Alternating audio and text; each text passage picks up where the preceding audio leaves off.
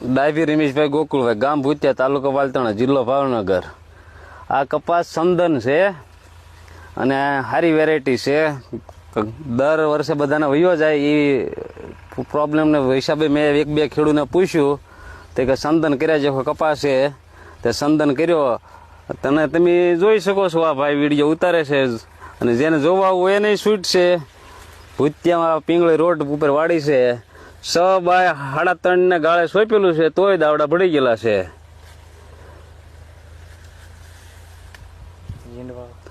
જીંડવાની variety જીંડવા મોટી જાતના છે, ટૂંકી ઘડીએ જીંડવા છે,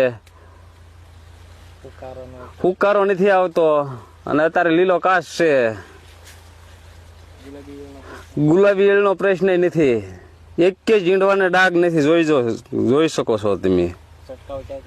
છંટકાવ મોનોકોટો 80 ફેટ ને ઓલી પોલિટીન છે સ્વિમેલી સાંટ્યું છે.